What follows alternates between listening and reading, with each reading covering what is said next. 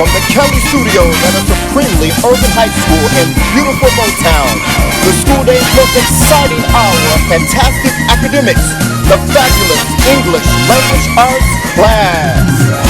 Reading, literature, comprehension, come on down. Grammatical convention, come on down. Vocabulary acquisition, come on down. And writing mechanism, come on down. These are the four main contestants in ELA. And now, here is the instructor of high school English, Professor Kelly.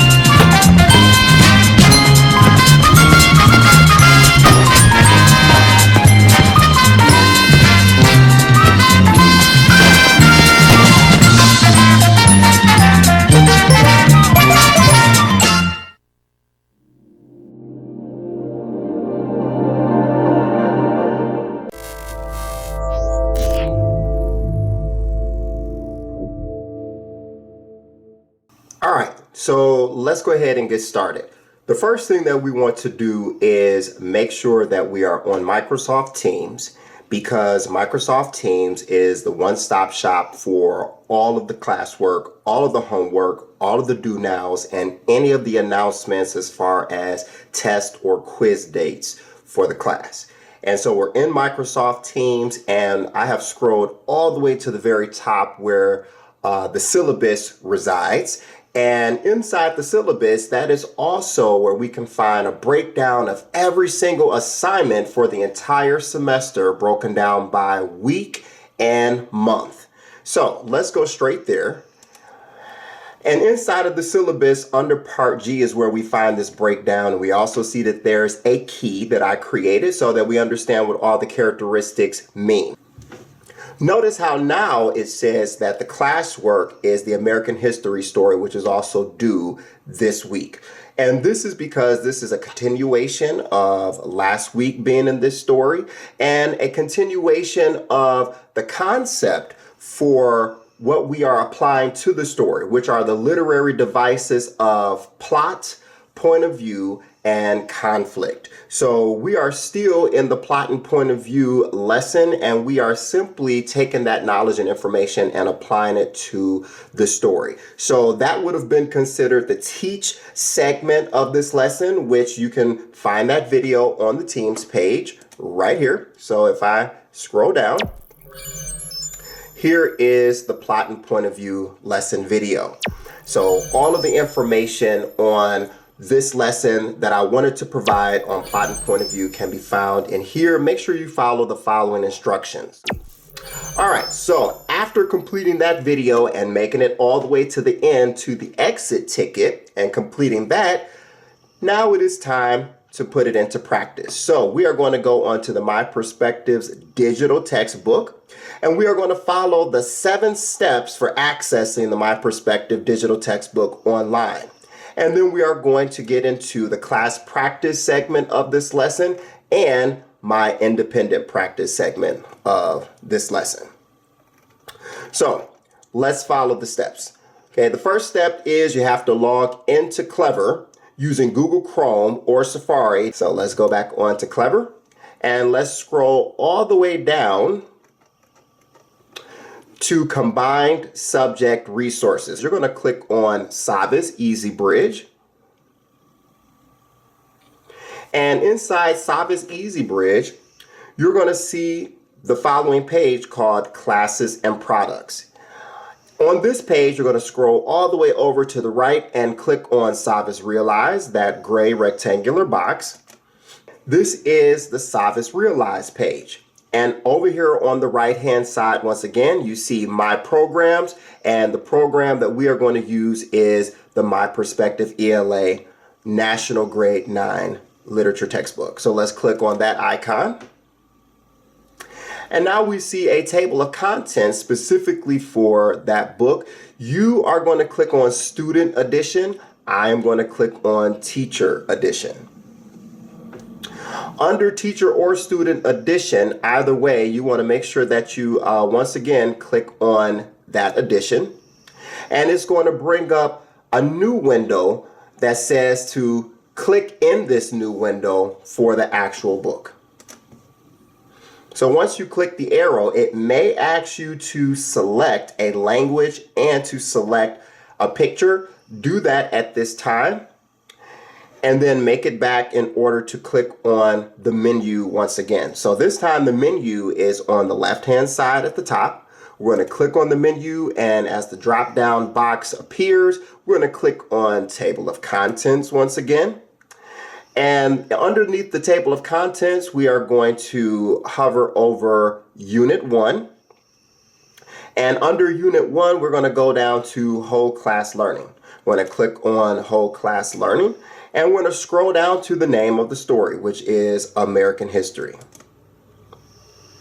That is our story. And we're going to go ahead and click off of the Table of Contents and then click out of the menu. So, American History by Judith Ortiz Cofer. And we're going to go straight to the background of the story and find out some information. Okay?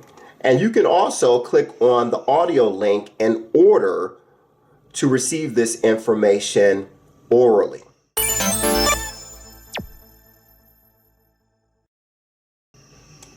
American History by Judith Ortiz Cofer. Short story. Background. On November 22, 1963, President John F. Kennedy was shot and killed in Dallas, Texas, and the United States was plunged into mourning. Most people who lived through that time can still remember where they were when they heard the news. Kennedy's assassination and the nation's grief defined a generation. Key events in this story take place on that fateful day. All right, great. So that's the background of the story. This is what we call an historical fiction. And in a historical fiction, the story is still fake, but the background information is real from history. So there really was a president named John F. Kennedy in American history, and he really was assassinated in Dallas, Texas on November 22nd of 1963. And with all of that information being real, true, and accurate, the fictional part of the story comes in because the characters are not real and the happenings of this story never really did happen. But again, that background information is true. So you can either utilize the audio link to listen to the rest of the story, or you can read it on your own, but we're going to read it together as the class practice and independent practice of this lesson. So the first thing that I want to do, though, is I do want to provide some more background information. And to do that, I'm going to go back to the Teams page. So back onto the Teams page, I have provided another link for a video called Brown versus the Board of Education. Let's click on that. And let's see also what was going on in and around the time of this story setting.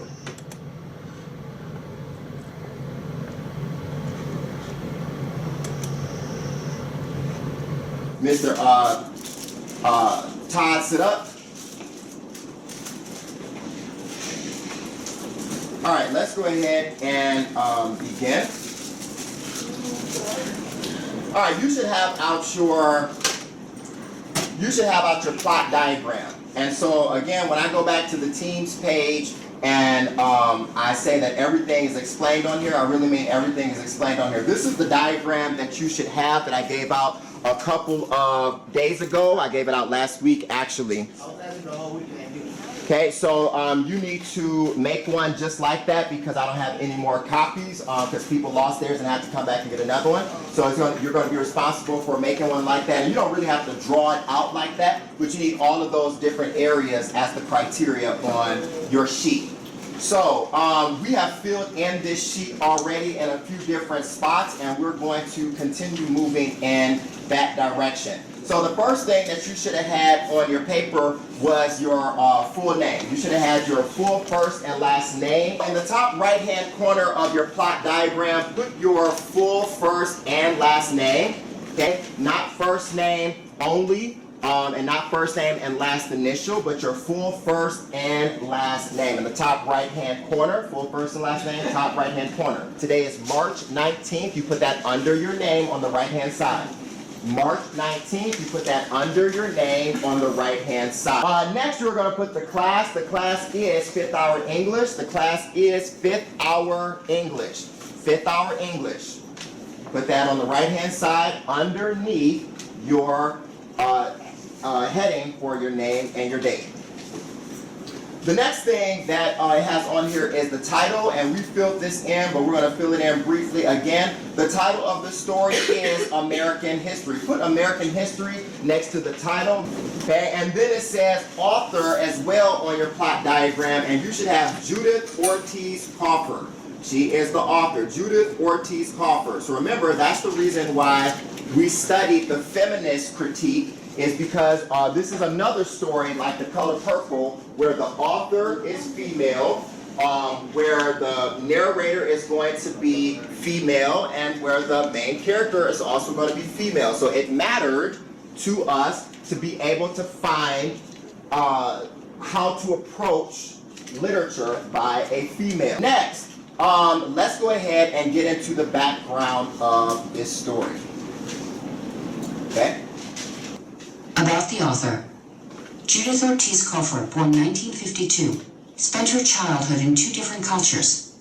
Born in Puerto Rico, she moved with her parents to Paterson, New Jersey when she was very young.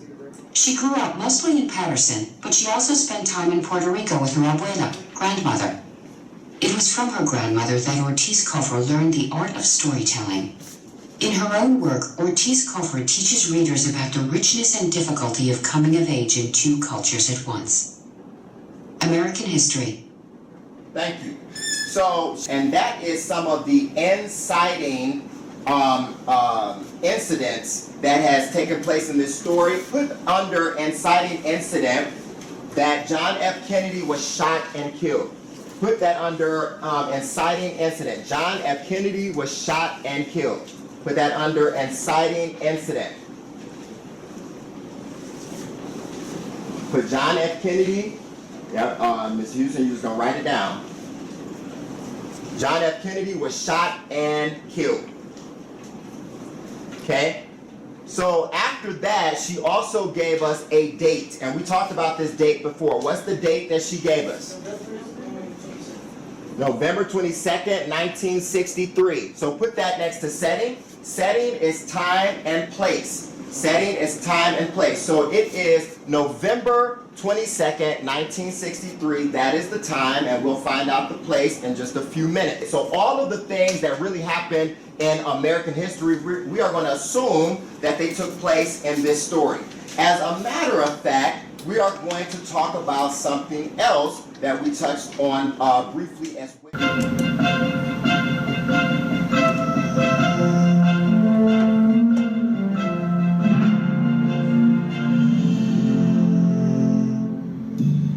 On May 17, 1954, the U.S. Supreme Court issued its landmark decision in the case of Brown versus Board of Education. The court ruled unanimously that racial segregation in public schools violated the Equal Protection Clause of the 14th Amendment to the Constitution.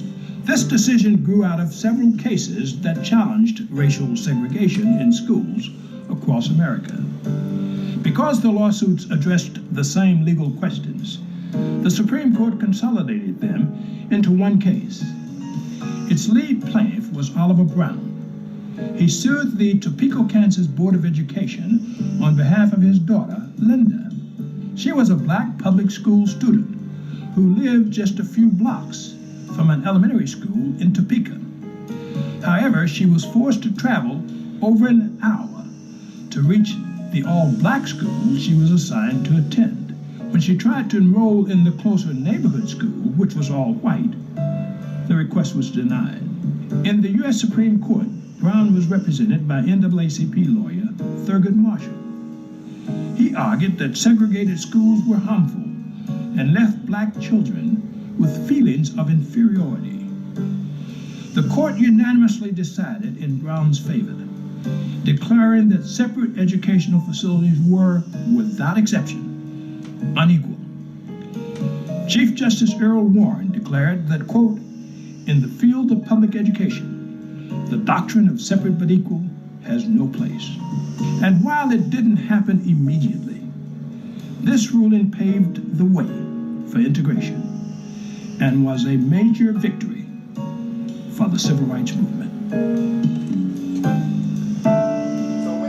While it didn't happen immediately, he's right about that. Even though this was May 17th of 1954, this was not a seamless transition into white and black students going to school together. Sit up, Mr. Ayers. And let me also clarify this. It is not that black people wanted to start going to school with white people. Black people wanted the opportunities that white people were given. And they knew that the white people were going to the up-to-date brick building schools, and they had new curriculums, and they had state-of-the-art amenities at their fingertips. And that's all that they wanted.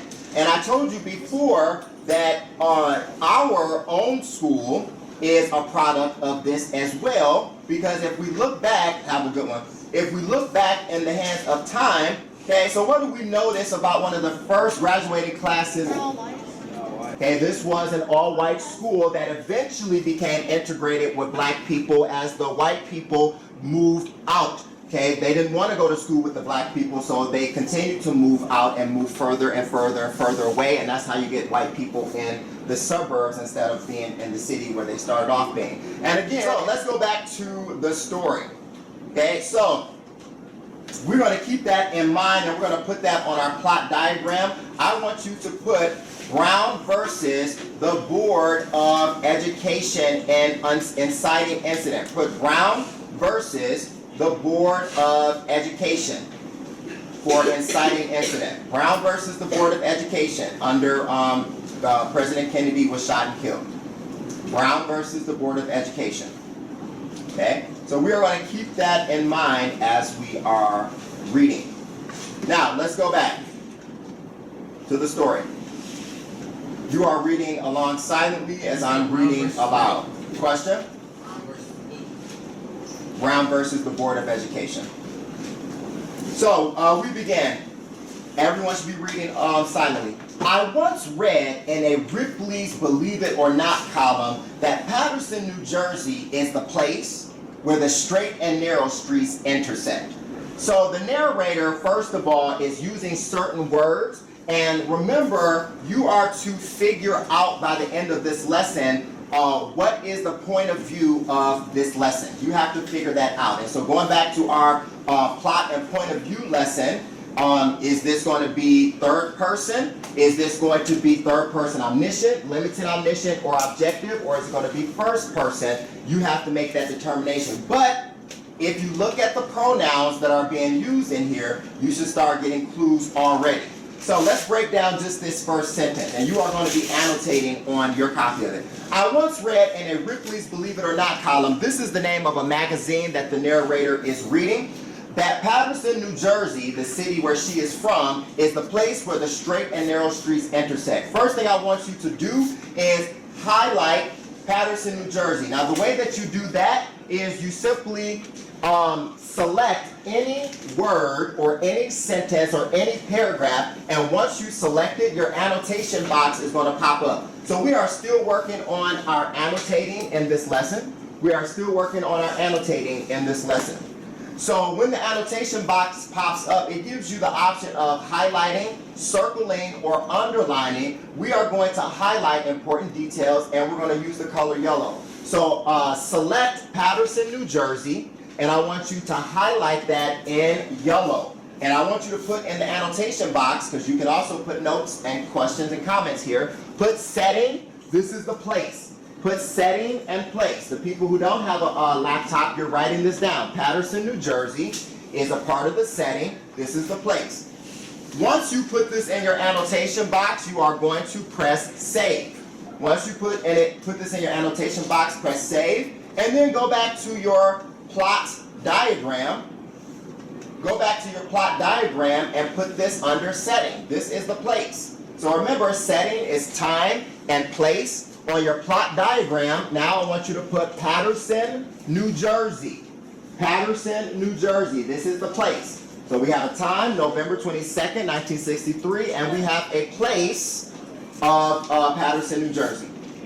So you put in Paterson, New Jersey under setting, and then you are also putting highlighting it on here and putting setting in the annotation box. And these annotations are a part of your grade. In the magazine, they're talking about the city where she's from. And they said in this city, they have these two streets called Straight and Narrow, and there's a place where they actually intersect. This is making a reference to the Bible. And I'm going to show you where it's at. However, going back to November, we studied this. What is it called when you make a reference to something popular, like the Bible or pop culture, and you don't have to do a whole bunch of explaining, but you kind of just name drop, and the reader or the listener, because it's in music and TV shows, the reader or the listener just automatically knows what you're talking about. It's just so popular. What is that quick reference called that we studied? Remember we had the little chart, and we did the PowerPoint. What was that called? The very quick reference, you name drop, and it's so popular that people automatically know what you're talking about.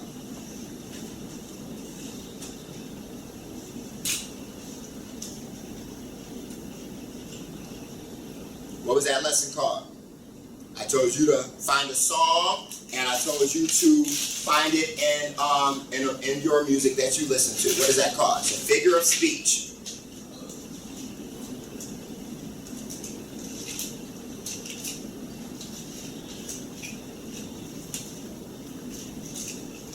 We wrote down the examples, we wrote down the non-examples, and we had to come together to figure out what the concept was. What was the concept called?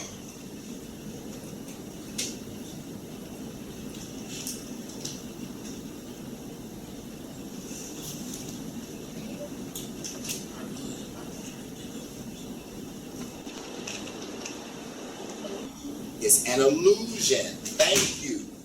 Okay, an illusion. How many people remember illusion? Okay, so an illusion is a quick reference to something that's popular, but it gets the reader thinking about that without having to do a whole bunch of explaining. So your mind is kind of doing multiple things while you're reading. You're thinking about that, but you're also paying attention to what you're reading. And it's just a way to reference something as a comparison. Okay, so what they're doing here is they are referencing the Bible. Thank you for that, Clemens. Book of Matthew, chapter 7. There's a specific verse in the Bible, and this is the Bible, verses 13 through 14, called the narrow and the wide gates. Okay, let's go ahead and read this. Rutherford, take 13, verse 13, and then Williams, take verse 14.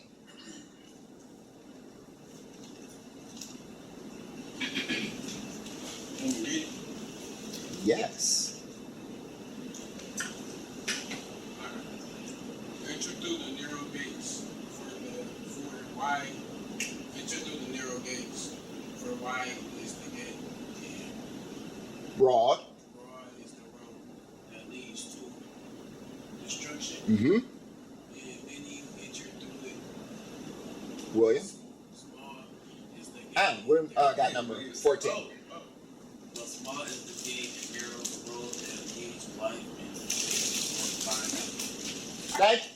Thank you. So, again, this is the Bible. And remember, the Bible is the guidebook for anyone who considers themselves a Jesus follower.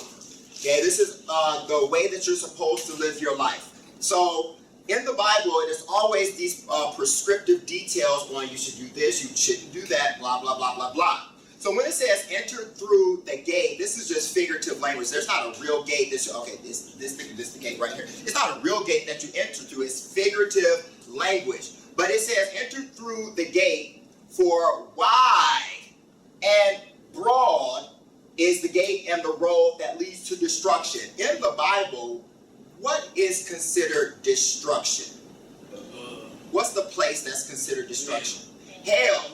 Hell is the place that's considered destruction in the Bible. So it's saying that you should aim for the narrow gate because there's going to be a wide gate that you might want to miss going straight to hell.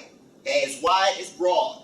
But it says small is the gate and narrow is the road that leads to life. In the Bible, what place is considered life? Heaven. Okay, and so it says only a few find it. Why do you think the road to hell is so wide and broad? What is it trying to say about a lot of people on earth? What is the Bible trying to say? Why do you think that the road and the gate to hell is so huge and wide and broad? What is the Bible trying to say about a lot of people on earth? They are distractions. They all do bad. They all distractions. They all do bad. It's easier to go to hell. It's easier to go to hell. They also do wrong stuff as well. They also do wrong stuff in the world. So it's easier to go to hell. And if it's easier to go to hell, if the road and the gate have to be wide, how many people is it saying are going to be going? A lot. A lot. The Puerto Rican tenement known as El Building was one block up from Straight. It was, in fact, the corner of Straight and Market. Not at the corner, but the corner. Okay, let's pause there. So there's a couple of other things I want you to make note of. Let's go ahead and highlight Puerto Rican. And I do mean use the highlighter and use yellow. This is an important detail. Use the highlighter. Remember, all you do is select it. And then your annotation box pops up. And you select highlighter and yellow. Highlight Puerto Rican. This is the nationality of the people in this story. This is important. Then write this under main character on your chart. We now know the nationality of the characters. Write this under main character on your chart, Puerto Rican.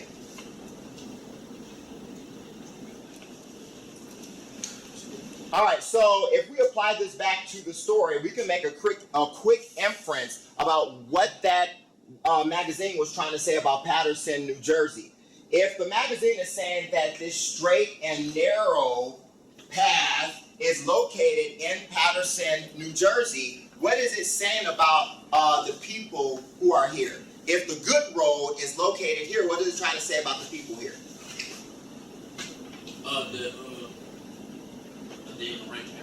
Probably that these people in the city are on the right path in life. Would these be a religious people or atheists? What's atheist? What does atheist mean? People who don't believe. Okay, so would these be a religious people or an atheist people? A religious people, which we call theism. Okay, and theology is the study of religion. So these people actually do believe, and they're supposedly on the right track. So let's continue reading. We just made an inference. Did it tell us that that's what it means? No, it didn't say that these are good people on the right track. It gave an illusion. So we made an inference that these must be a good people in this city, are no religious people. Let's continue reading to see if that's what it is. I'm going back to paragraph number 1, and I'm at where it says at, almost. Okay. We're reading. At almost any hour of the day, El Building was like a monstrous jukebox. Who's ever heard of a jukebox before? It plays music. So if you ever been to like a little bar or something, during the daytime hopefully, you might see this, contraption in the corner, and it's got a list of songs, popular songs on it. You can go in and put in a couple of quarters, and it'll blast out that song throughout the whole venue. That's a jukebox. So she's saying that this building that she lives in, and when it says L building, the word L is just Spanish for the word the. So the name of her building is the building. Yeah. So her building is usually like a monstrous jukebox. It's all this music playing from everybody who lives in there, blasting out salsas. When you see that number just above the word, that means it's going to give you a definition in the footnotes. Click on the number 1 and tell me what the salsas mean. Songs written in particular Now we got it over here. So we started with Palmer and we're going to end with Mason. Songs written what? What does viragos mean? Click on the 2 above viragos. What do viragos mean? Fierce, irritable. Fierce, irritable women with loud voices. Thank you. Fierce, irritable women with loud voices. So even on this day that President Kennedy was shot and killed, these women who usually are cussing, the children are playing and screaming, and this music is blasting out, all that came to a silence on the day President Kennedy was killed. President Kennedy was a saint to these people. In fact, soon his photograph would be hung alongside the Sacred Heart and over the Spiritist altars that many women kept in their apartments. He would become part of the hierarchy of martyrs they prayed to for favors that only one who had died for a cause could understand. What is a saint? Somebody like that's nice, basically. Somebody who's nice, but the extreme of nice. They're extremely nice, but they are religious type of nice. These are examples of what we should be living our lives like. These are people who really, really, really represent the religious. They're like at the top of the order. And then you have an altar. What's an altar? Just say it. What's the altar? Not the author, an altar. What's an altar? Who's ever heard of an altar before? Never heard of it before? Okay, so when you're in a church and you pray, how many people know that you go up and pray at an altar? So it's usually like a little thing that you can kneel on in order to pray. You kneel down on it. So these people have in their apartments, they have these little prayer areas, and then they've taken President Kennedy's picture and they've put it up there on the altars where they pray to. Who are they praying to? They're Christians. So who they're praying to? Jesus. Okay, so up there with Jesus, that's what it means, the hierarchy of martyrs. A martyr is somebody who dies for a belief. Who's the ultimate person who died for a belief in the Christian faith? Jesus, okay, who's also God. Right, so they put President Kennedy's picture up here at the altar where they also prayed to Jesus because they feel like President Kennedy has really helped them, which he did. When he was president, he put a lot of legislation in that helped minority people, black and brown people. Puerto Rican people are part of the brown community. And so because they were helped by these laws during a very racist time, they thanked him. And they, even when they went to go pray to their God, Jesus, they also prayed to Kennedy because they feel like he was assassinated for them, which he was assassinated for them. President Kennedy was assassinated because he put so many things in place for minority people in such a racist time. So that's the reason he was assassinated, because the people who were racist at the time didn't appreciate what he was doing for minority culture people. So are these people in L Building, are these a religious people? Yes. Yes. What makes them religious? Because they have what? What did we just discuss? An altar. They have altars. They pray to a God. Okay? They feel like President Kennedy is a saint. And they respect religion. So these people are, so our inference was actually correct from that allusion from the Ripley's Believe It or Not column. These people in L Building are a religious people. See how that allusion worked? If we knew what it was talking about, which I know you all don't know a lot about the Bible, it would have automatically stuck out for you. That's how things that are popular work as allusions. Okay, so on the day that President Kennedy was shot, my 9th grade class had been out in the fenced playground of public school number 13. We have been given free exercise time and have been ordered by our PE teacher, Mr. De Palma, to keep moving. That meant that the girls would jump rope and the boys toss basketballs through a hoop at the far end of the yard. He, in the meantime, would keep an eye on us from just inside the building. Mr. De Palma is described as being the PE teacher. What does PE stand for? Physical education, also known as what class? Gym. Great. So right here, this first sentence of paragraph 2, this is a conflict, okay? The fact that President Kennedy was shot. So we want to go ahead and underline that, and we're going to reserve the color pink for conflicts. So we have used the underline annotation feature and then the color pink. And this conflict can be called either man versus man, because guns do not shoot themselves. Obviously, it was another character who, and not another character, because remember, this is a real life event from history, but obviously another person. Paragraph number 3. It was a cold, gray day in Patterson, the kind that warns of early snow. I was miserable, since I had forgotten my gloves and my knuckles were turning red and raw from the jump rope. I was also taking a lot of abuse from the black girls for not turning the rope hard and fast enough for them. Now in paragraph number 3, we have a number of conflicts. Let's go back and underline each one. The first one you can underline starts on that third sentence. I was miserable since I had forgotten my gloves. Remember to underline using pink. This conflict would be called man versus self. Remember, man versus self is the only internal conflict. So this means that the narrator is frustrated at his or herself, specifically because he or she has forgotten their gloves at home. So that misery is blamed on themselves. Again, notice the pronoun I, okay, which helps to give an indication of what type of story point of view this is.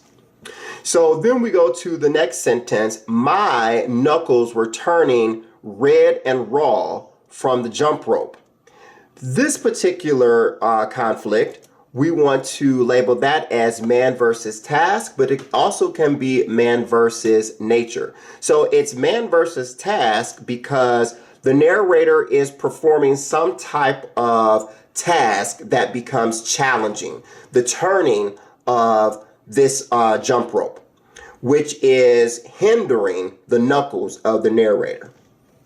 But then also we have another conflict. I was also taking a lot of abuse from the black girls for not turning the rope hard and fast enough for them.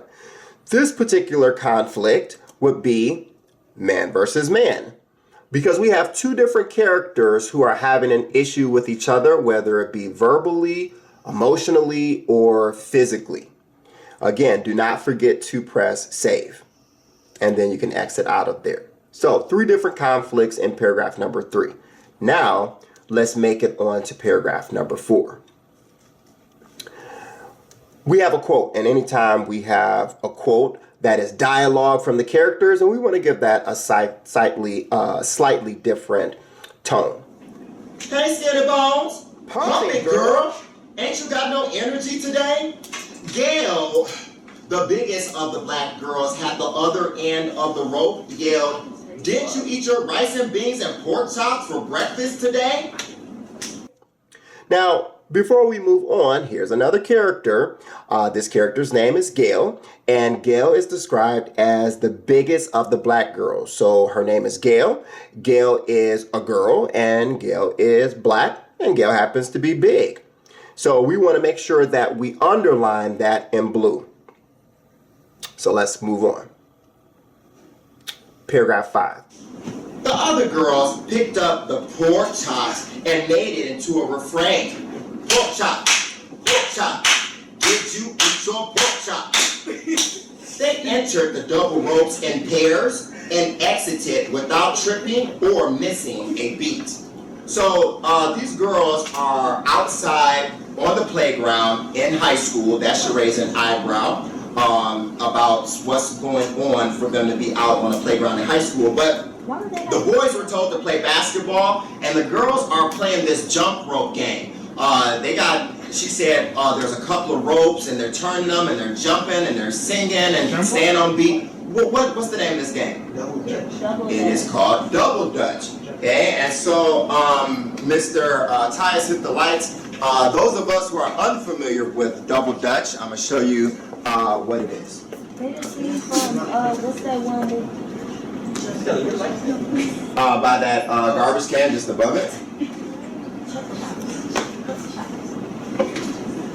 Okay, but so back in the 80s, there was a sitcom, and in the theme song of it, they were playing Double Dutch. So I'm going to just play some of it to give you an idea of what's happening.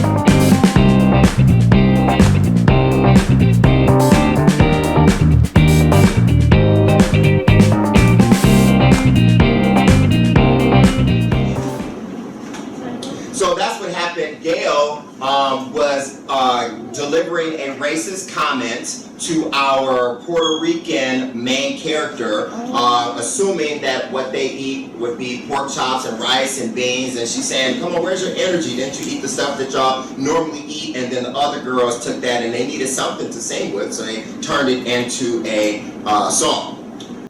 Now, the beat comes in the form of this word here called a refrain. So let's go ahead and circle the word refrain in green. And a refrain is defined as a phrase or verse recurring at intervals in a song or poem, especially at the end of each stanza. It's also known as the chorus. Okay? So there's a number of conflicts coming up as well. So let's keep reading in paragraph number 5. I felt a burning on my cheeks, and then my glasses fogged up so that I could not manage to coordinate the jump rope with Gail. The chill was doing to me what it always did, entering my bones, making me cry, humiliating me. I hated the city. Especially in winter. I hated public school number 13. I hated my skinny, flat-chested body, and I envied the black girls who could jump rope so fast that their legs became a blur. They always seemed to be warm while I froze. So here, there's a number of conflicts in this paragraph that we're going to come back and annotate. But one of the main conflicts is I hated my skinny, flat-chested body. What type of conflict do you think that is? I hated my skinny, flat-chested body. So internal conflict would be man versus self. I agree with that. Any issue that you have with yourself, even if it's your body, that is man versus self. But let's think a little further on this as well. If you have an issue with your body, we know we don't control our bodies. We can't say, I want to be 7 feet tall, or my head is too big. I want my head to be smaller. We know that what controls our body. We normally say that the growth of our body is which one of these? Is it self, man, fate, task, nature, society, or machine? Which one do we contribute the growth of our body to? Nature. Nature. The growth of our body is nature. Okay, it's a lottery. You don't know what you're going to get. And so when we think about the feminist critique notes that we had and were studying on the Teams page, we know that part of the body is what women focus on. Not all women, but some women choose to focus on that in their literature. So it said that feminine language is associated with the maternal, meaning mother and child, and is associated with the female body. We see that in the color purple, and we are seeing it now in this story.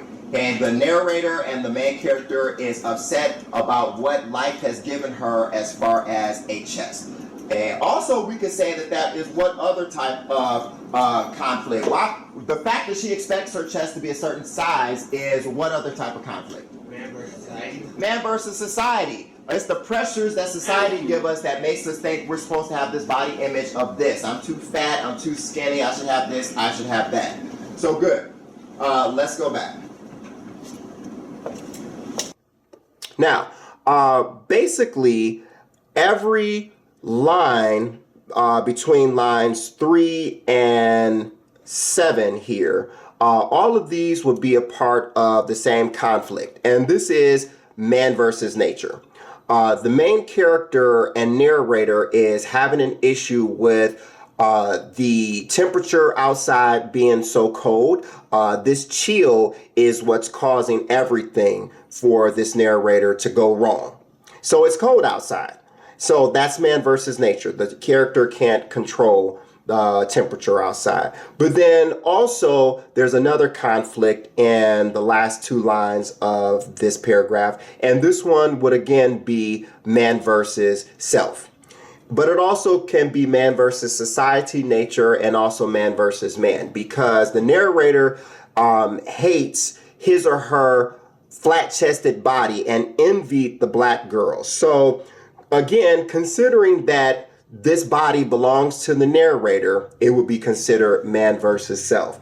But the fact that the narrator is mad that his or her, because again, we haven't found out the gender of the narrator, because the narrator is mad at his or her body in the first place, specifically the flat chest, that shows that that's a society type of issue. Remember, we talked about societal norms, which is man versus society, where society says you have to be like this or maybe even look like this. So a lot of emphasis gets placed on body types and body shaming if you don't look like a certain image. But it also can be man versus nature, because we don't control the type of bodies that we get.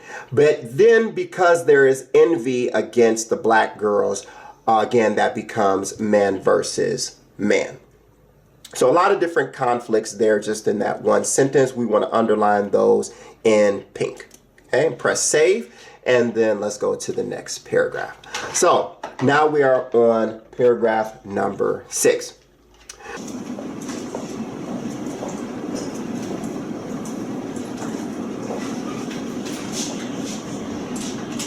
Paragraph number 6. There was only one source of beauty and light for me that school year. The only thing I had anticipated at the start of the semester. That was seeing Eugene. In August, Eugene and his family had moved into the only house on the block that had a yard and trees. I could see his place from my window in L building. In fact, if I sat on the fire escape, I was literally suspended above Eugene's backyard. It was my favorite spot to read my library books in the summer. Until that August, the house had been occupied by an old Jewish couple. Over the years, I had become a part of their family without their knowing it, of course. I had a view of their kitchen, their backyard, and though I could not hear what they said, I knew when they were arguing, when one of them was sick, and many other things. I knew all this by watching them at meal times. I could see their kitchen table, the sink, and the stove. During good times, he sat at the table and read his newspapers while she fixed the meals. If they argued, he would leave, and the old woman would sit and stare at nothing for a long time. When one of them was sick, the other would come and get things from the kitchen and carry them out on a tray. The old man had died in June. The last week of school, I had not seen him at the table at all. Then, one day, I saw that there was a crowd in the kitchen. The old woman had finally emerged from the house on the arm of a stocky middle-aged woman whom I had seen there a few times before, maybe her daughter. Then a man had carried out suitcases. The house stood empty for weeks. I had to resist the temptation to climb down into the yard and water the flowers the old lady had taken such good care of. By the time Eugene's family moved in, the yard was a tangled mass of weeds. The father had spent several days mowing, and when he finished, from where I sat, I didn't see the red, yellow, and purple clusters that meant flowers to me. Now again, remember, whenever flowers are mentioned in literature, that means that they are symbolically symbolizing something else. So we saw that in the Amistad. I told you to look at that piece of the bush that John Quincy Adams had clipped off and then he nursed back to health. And we said that symbolized what? What did that bush or that plant come to symbolize? How the case was going? How the case was going. As the plant was growing, the case was becoming better. And that's the same thing that's going on here. The narrator noticed that there was flowers at the house next door to her apartment when the old Jewish couple was there. But then when Eugene and his family moved in, she noticed that they had died and turned into a tangled mass of weeds, and then the dad came along and mowed them down. If this is symbolically tied to, let's say, the mood of this story, would the death of these flowers symbolize a positive or a negative mood? Negative. Death is always symbolic of the negative. So this should start to give you some type of inclination of how the mood is starting to change with Eugene's family coming into the story. There's this negative vibe with them, all because we see it with the flowers. Now, in this particular paragraph, there's a number of things that we can highlight, not many though. So the first thing is right here in the second line of paragraph 6, we want to highlight this as an important idea, but I simply underlined it because not only is it an important idea, but this is actually a part of the plot. So this would be a flashback. Because we are going back into what happened at the start of the semester, and in August, we are taking a break from the forward motion of the plot, and we're going back in time to fill in some important information. So next to L building, there's this house, and it's the only house that's on the whole block, and this house is where an old Jewish couple used to live. So this old Jewish couple, these are characters, and we want to go ahead and underline that in blue. Because remember, that's what we are reserving for brand new characters. And in this house, the narrator would stand on the fire escape and peer down into the window, which led to the old couple's kitchen. And they had a kitchen table where they would sit at, and there's this whole storyline that the narrator created, even though the narrator could not hear anything that the old Jewish couple said. There was this whole dialogue that the narrator felt was taking place. And so if there was one person at the table or two, there was a situation that was completely made up from scratch that the narrator anticipated between the couple. But this house eventually became the house of Eugene, which is another brand new character that we'll touch on in just a few minutes. But before Eugene moved in, there was an old Jewish couple who lived there first. But eventually the husband died and the wife moved out with the children.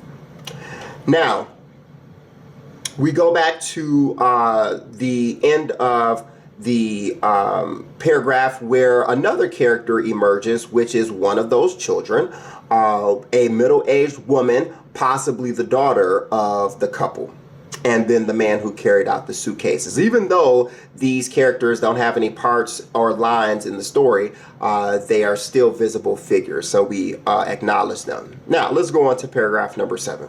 Let's continue. We're in paragraph number 7.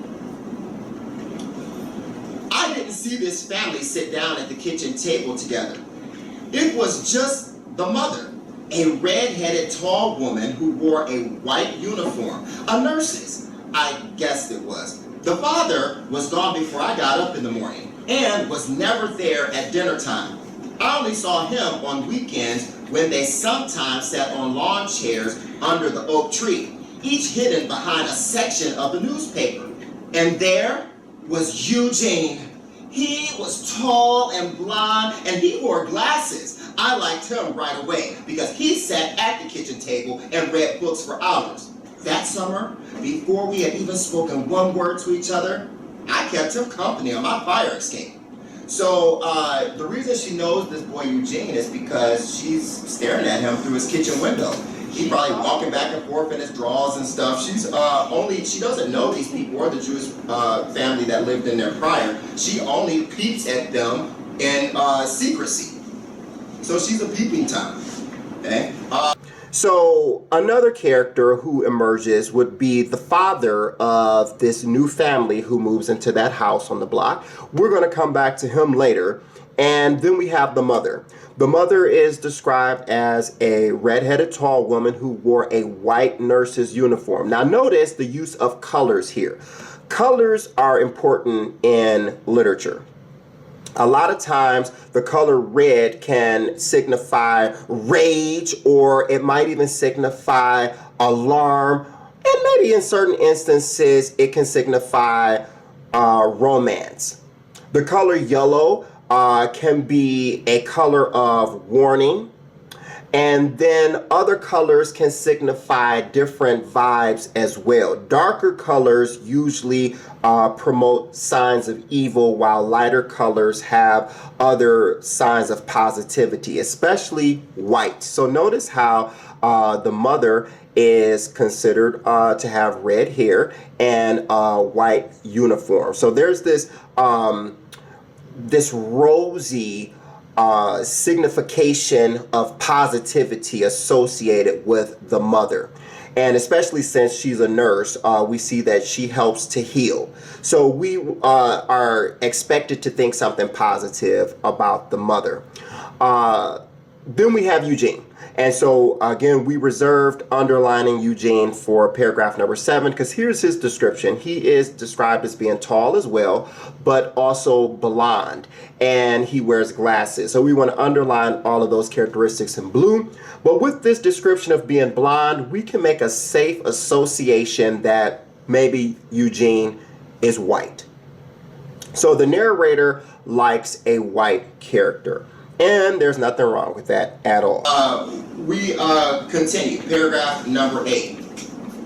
Once school started, I looked for him in all my classes. But PS13 was a huge, overpopulated place, and it took me days and many discrete questions to discover that Eugene was in honors classes for all his subjects, classes that were not open to me because English was not my first language, though I was a straight A student. Now here is where we see Mr. Tyus Brown versus the Board of Education. Mr. Stokes, sit up. Remember, Brown versus the Board of Education is where black and white students were finally allowed to go to school together. And again, this was not because black people wanted to go to school with white people, it's because black people wanted to get in on the opportunities and the privileges given from a good education. But even after the Supreme Court ruling, there were still some shenanigans behind the scenes to keep black and brown people behind. So even while they were in the same school building, the counselors would put the black and brown people in the what's called blue collar classes where you use your hands. So like shop and automotive and home ec, where you learn how to cook and clean the house and sew. White kids and Asians were put in the upper honors classes where they learned how to, be business owners and CEOs and use their brains in order to get into positions of power. So we see here that even though our main character is a straight A student, she still was not allowed into the honors classes because of her race, being Puerto Rican, a part of the brown community. We continue, paragraph 8. We should be following along. When I look up, I should see people's eyes on the story. I look up while I'm reading. Were not open to me because English was not my first language, though I was a straight A student. Now, one thing we want to do here is highlight this, because this is definitely an important idea, and this relates back to our Brown versus Board of Education discussion at the beginning of the story. So remember, before 1954, black and white kids could not go to school together. And remember, I said that white kids had better educational opportunities than black kids did. Well, when I say black kids, I also mean brown kids, okay? Black kids being African American, but brown kids being Hispanic or from the Latin culture. And remember that this narrator is Puerto Rican, and so that qualifies as being from the Latin American culture. And so that's a part of the brown community. And so the narrator is telling us that Eugene, who we said was white, Eugene is brand new to the neighborhood, and soon as Eugene gets to PS 13, Eugene is given all honors classes. So he's given the top of the top type of classes, and the narrator, because the narrator is part of the brown community and English is not the narrator's first language, Spanish would be the narrator's first language, the narrator is not eligible to get honors classes. So those top classes are reserved for white kids, even though this is 1963 after the 1954 Supreme Court ruling. So even after the Supreme Court said that white and black kids could go to school together, still in the inner cities, black and brown kids experienced segregation or discrimination as far as their educational opportunities. After much maneuvering, I managed to run into him in the hallway where his locker was on the other side of the building from mine, and in study hall at the library where he first seemed to notice me, but did not speak. And finally, on the way home after school, one day when I decided to approach him directly, though my stomach was doing somersaults, I was ready for rejection. Snobbery, the worst. But when I came up to him practically panting in my nervousness, panting is what dogs do, and blurted out, "You're Eugene, right?" He smiled, pushed his glasses up on his nose, and nodded. I saw then that he was blushing deeply. Eugene liked me, but he was shy. I did most of the talking that day. He nodded and smiled a lot. In the weeks that followed, we walked home together. He would linger at the corner of L Building for a few minutes, then walk down to his two-story house. It was not until Eugene moved into that house that I noticed that L Building blocked most of the sun, and that the only spot that got a little sunlight during the day was the tiny square of earth the old woman had planted with flowers. I did not tell Eugene that I could see inside his kitchen from my bedroom. I felt dishonest, but I liked my secret sharing of his evenings, especially now that I knew what he was reading since we chose our books together at the school library. So let's underline this first sentence in pink because this is another conflict. And this conflict would be man versus self. Again, the narrator did not feel a certain type of way based on what the narrator did. So based on the actions of the narrator felt dishonest. And so that's a blame on self. So the narrator starts to feel bad that there's these secret starings taking place into Eugene's kitchen, but the narrator can't help liking this feeling. So we want to underline that as a conflict, man versus self. Paragraph number 11. One day, my mother came into my room as I was sitting on the windowsill staring out. In her abrupt way, she said, "Elena, you are acting muy enamorada," is what she really said. That is, like a girl stupidly infatuated. Since I had turned 14, my mother had been more vigilant than ever. She acted as if I was going to go crazy or explode or something if she didn't watch me and nag me all the time about being a señorita now.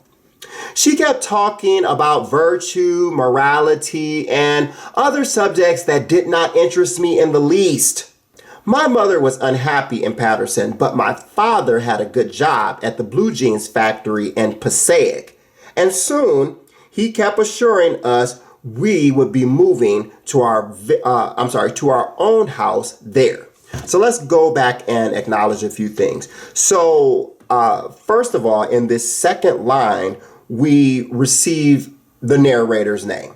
Okay, so the narrator's name is Elena, and notice how we don't know the narrator's name until it is said by someone else. That's a clue about the point of view of this story.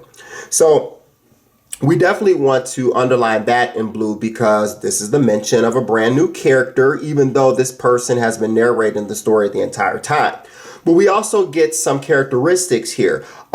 We get that the narrator acts moony or enamorada, which is like a girl stupidly infatuated. So that's what that means. So the narrator acts stupidly infatuated. That's a characteristic. But then also the narrator is a girl. So we finally find out the gender of the narrator and the name and the characteristics. The narrator is 14, because we get the age right here, just turned 14, acts stupidly infatuated with boys, is a girl, is Puerto Rican, and name is Elena. So then we want to, first of all, underline all that in blue, and then we get to another word that we don't know, vigilant. Okay, so vigilant, we want to circle in green, and this is the definition of vigilant. Vigilant is ever awake and alert, sleeplessly watchful. So this is the description that the narrator gives her mother. She feels like her mother is ever awake and alert and sleeplessly watchful under her. And then press save. Okay, so let's go ahead and click out of that. And then we want to go to the next word that we probably don't know, which is virtue. Virtue has a couple of different definitions that matches this context. It means goodness. That's what virtue means. It means good. But it also means chastity and virginity. So virginity, we know, means having not experienced intercourse yet. And so the narrator feels like her mother is always busting into her room talking about basically saving herself for the right one and not drooling over boys. Okay, which really matches the age of 14. A lot of mothers would say you can't have any boyfriends until you're such and such an age. And then we get a breakdown of the mother and the narrator's father. So we get the fact that the narrator's mother is unhappy, which will be a conflict, which is why I underlined that in pink. Go ahead and do that. And the narrator's mother is unhappy specifically with the city that they live in. So this would be a conflict of man versus society. It could be man versus self and man versus man as well. So the fact that the mother is unhappy in Patterson could mean that the mother is unhappy with herself. The mother could also be unhappy with the fact that they are not treated nicely by the people in Patterson. So that would be man versus man. But also the mother could be unhappy with what they experience in Patterson, which could be man versus society. Maybe they experience racism. So all of those could be conflicts that the mother experienced, which is why we underlined that in pink. And then we have an introduction of the narrator's father. We do not receive a name for either one, but we do see descriptions. And that's why this is also highlighted, because this is an important detail. So the father is said to work at a blue jeans factory in the city of Passaic and has plans to buy a house outside of the city of Patterson. So let's continue reading. Every Sunday, we drove out to the suburbs of Patterson, Clifton and Passaic, out to where people mowed grass on Sundays in the summer and where children made snowmen in the winter from pure white snow, not like the gray slush of Patterson, which seemed to fall from the sky in that hue. I had learned to listen to my parents' dreams, which were spoken in Spanish as fairy tales like the stories about the life in the island paradise of Puerto Rico before I was born.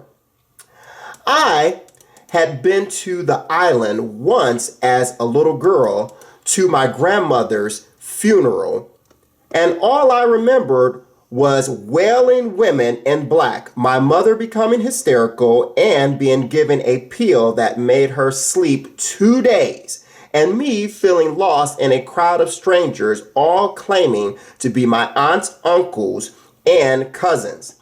I had actually been glad to return to the city. We had not been back there since then, though my parents talked constantly about buying a house on the beach someday. Retiring on the island, that was a common topic among the residents of L Building. As for me, I was going to go to college and become a teacher. So a number of things were also highlighted in this paragraph that you should make note of and highlight as well.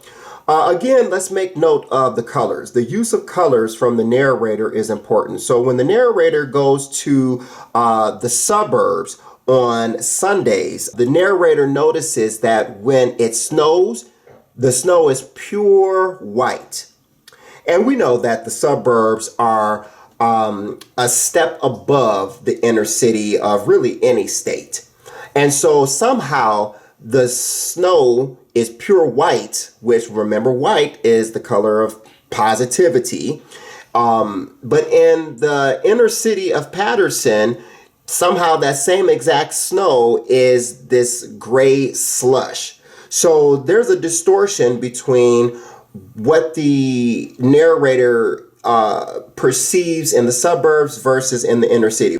In attending her grandmother's funeral, the one recollection that she has is really just seeing a whole bunch of women wailing in black.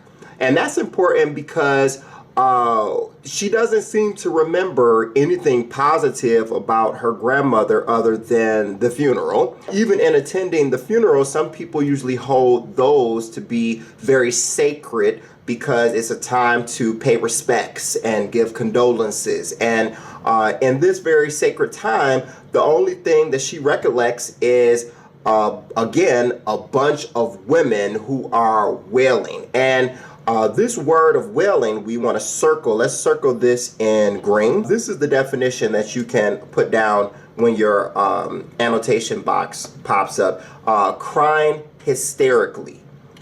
And the author has allowed this narrator to choose these words very carefully. And so Elena could have easily had said crying, and we would have understood what Elena was trying to say here in this moment. But Elena specifically used the word wailing, which wailing has a certain association of being just overly dramatic, even unnecessarily. And it can start to have a negative connotation attached to it. Really, the only thing that she felt on this day of her grandmother's funeral was feeling lost in this crowd of strangers, all claiming to be her aunts, uncles, and cousins. So we want to highlight this as well. And this is an important detail, so we use the color yellow. But this is important because she's at home in her home country of Puerto Rico, and she's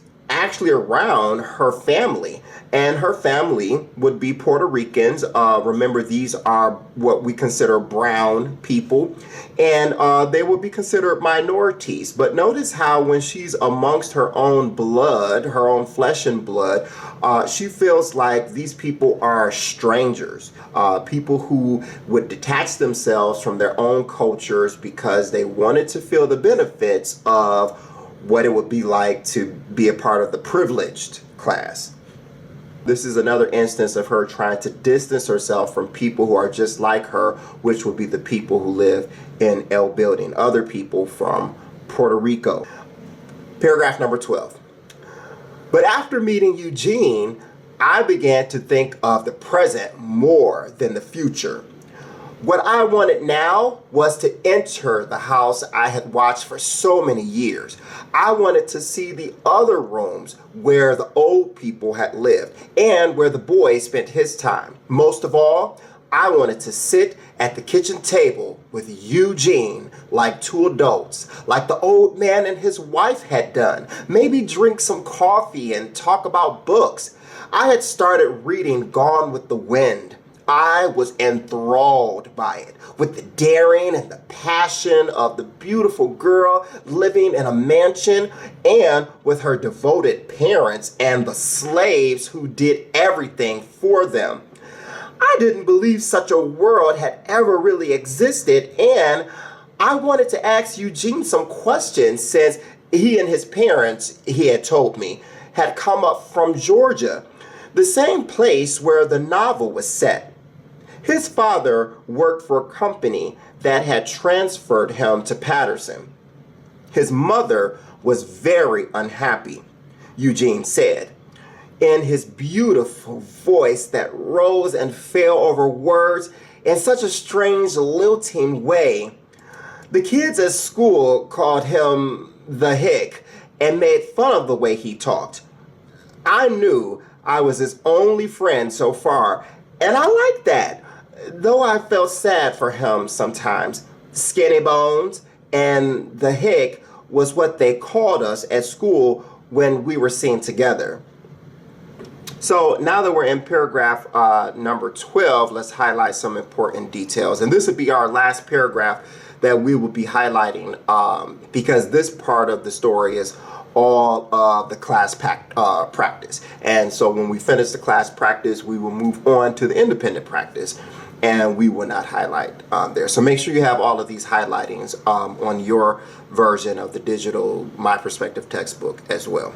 So the first thing we want to highlight is where Elena says, after meeting Eugene, I began to think of the present more than the future. So after meeting this Caucasian boy, again, she is just so fascinated by him and his life and his privileges that she throws her future away. Now, remember right here, she just said she wanted to become a teacher and she wanted to go to college. But now all of a sudden, when it comes to him, she doesn't care about her future. She is only thinking of the right now. And her right now is fascinated and obsessed with him.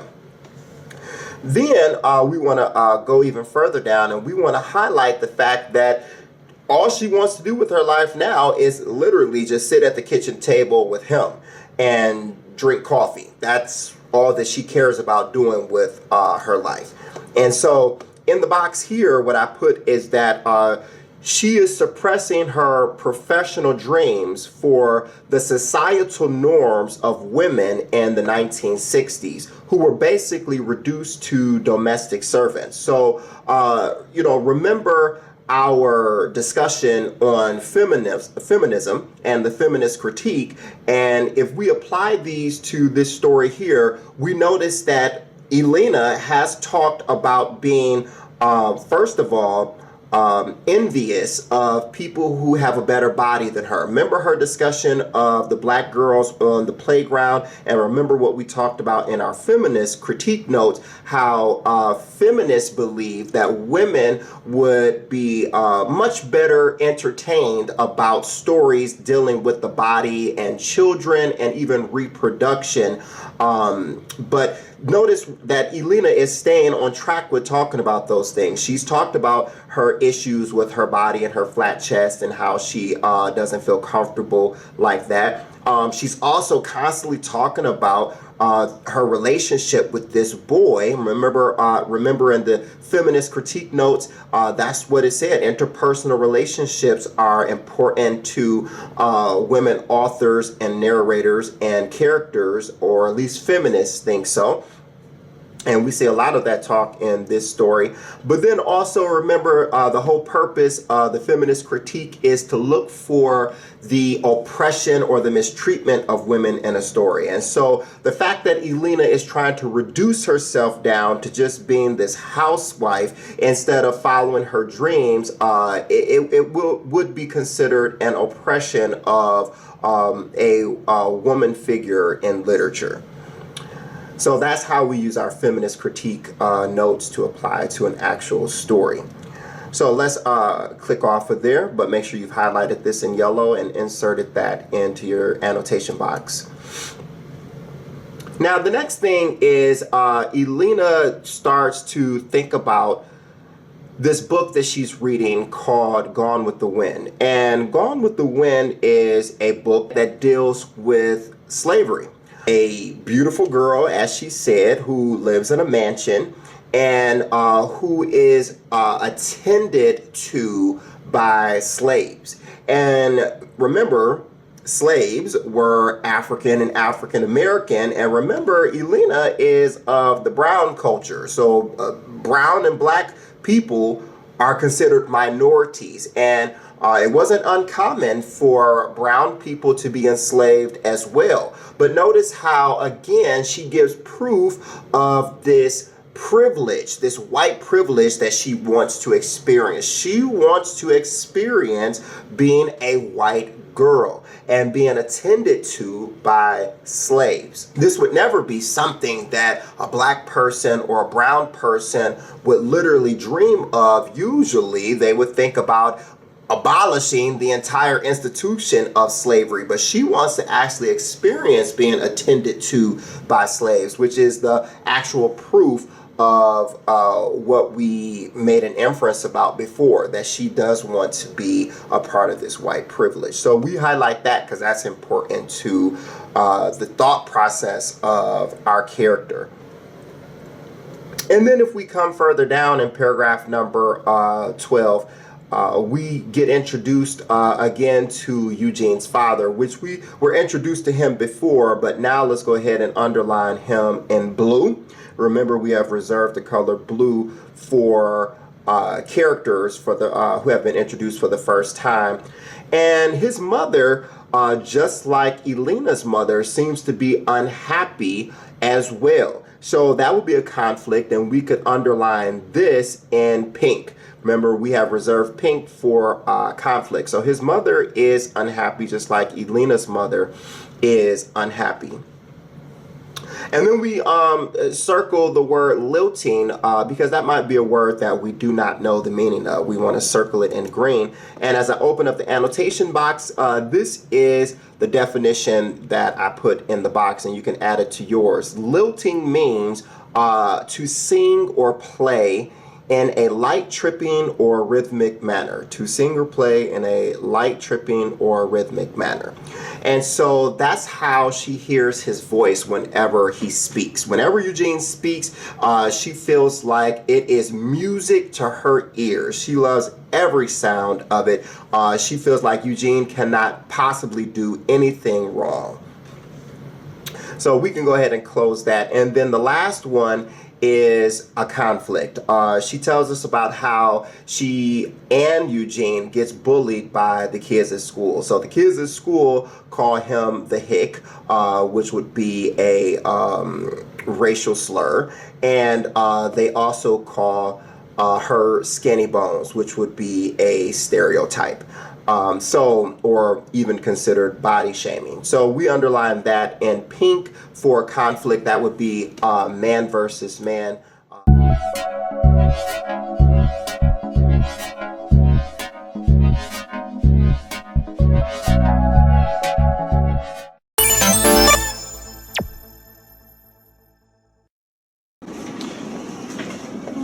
All right, so while you're getting logged in, take out your plot diagram.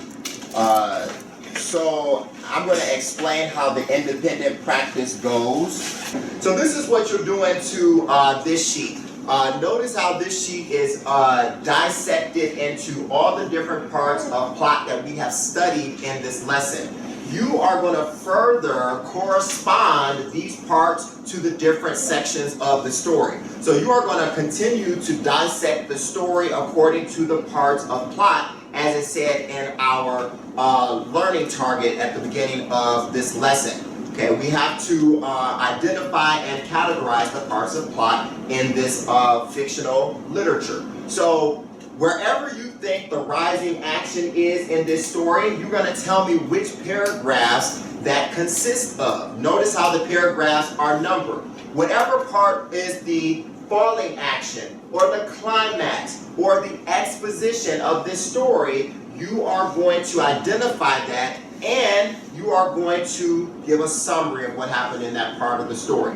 Okay, so we are going to read through the story today, and I'm going to break off the story into different sections. This is what I want you to write on your paper.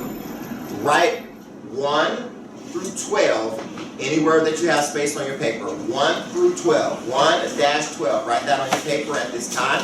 1-12.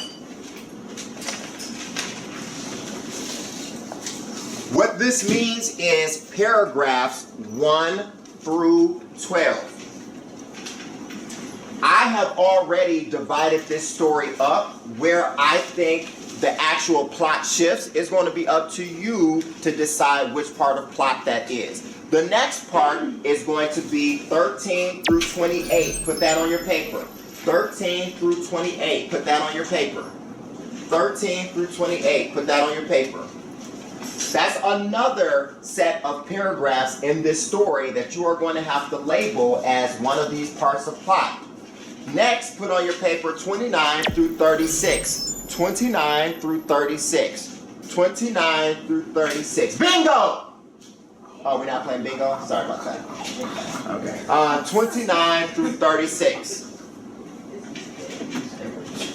And the last one is 37 through 38. 37 through 38. 37 through 38. So, again, Mr. Kelly has taken the bulk of this lesson and kind of done it for you already. I have divided this story up where I feel it shifts from one part of plot to another, but you have to determine what part of plot that is. You have to determine what part of which paragraphs that I just gave you are the exposition, which would be the falling action, which would be the climax, which would be the rising action. And then for each one of those sections that I just gave you, and again, all of those are listed right here on the Teams page. For each one of those sections, you have to give a 1-paragraph summary of what has happened in that part of the story. A 1-paragraph summary. Now, you should know this story front and back by now because I'm about to read it, and you have read it multiple times from beginning to end. Okay, so you should have some working familiarity with it because you have read the story. You also have to figure out what point of view is being used in this story. What is the point of view? You also have to figure out in the climax who is the major conflict between and what conflict is that. So you have a couple of things to figure out. We have already filled in the title, the author. We have our heading in the top right-hand corner. We also filled in the inciting incident and the setting, and we put information in under the main character. Okay, so let's go ahead and get back started. The day Mr. De Palma came out into the cold and asked us to line up in front of him was the day that President Kennedy was shot. Mr. De Palma, a short, muscular man with slicked down black hair, was the science teacher, PE coach, and disciplinarian at PS 13. He was a teacher to whose homeroom you got assigned if you were a troublemaker, and the man called out to break up playground fights, and to escort violently angry teenagers to the office. And Mr. De Palma was the man who called your parents in for a conference. That day, he stood in front of 2 rows of mostly black and Puerto Rican kids, brittled from their efforts to keep moving on a November day that was turning bitter cold. Mr. De Palma, to our complete shock, was crying. Not just silent adult tears, but really sobbing. There were a few titters from the back of the line where I stood shivering. Listen! Mr. De Palma raised his arms over his head as if he were about to conduct an orchestra. His voice broke and he covered his face with his hands. His barrel chest was heaving. Someone giggled behind me. Listen, he repeated. Something awful has happened. A strange gurgling came from his throat and he turned around and spat on the cement behind him. Gross, someone said, and there was a lot of laughter. The president is dead, you idiots. I should have known that wouldn't mean anything to a bunch of losers like you kids. Go home! He was shrieking now. No one moved for a minute or two, but then a big girl let out a yeah and ran to get her books piled up with the others against the brick wall of the school building. The others followed in a mad scramble to get their things before someone caught on. It was still an hour until the dismissal bell. A little scared, I headed for L Building. There was an eerie feeling on the streets. I looked into Mario's drugstore, a favorite hangout for the high school crowd, but there were only a couple of old Jewish men at the soda bar talking with the short order cook and tones that sounded almost angry, but they were keeping their voices low. Even the traffic on one of the busiest intersections in Patterson, Straight Street and Park Avenue, seemed to be moving slower. There were no horns blasting that day. At L Building, the usual little group of unemployed men were not hanging out on the front stoop, making it difficult for women to enter the front door. No music spilled out from open doors in the hallway. When I walked into our apartment, I found my mother sitting in front of the grainy picture of the television set. She looked up at me with a tear-streaked face and just said, Dios mío. Turning back to the set as if it were pulling at her eyes, I went into my room.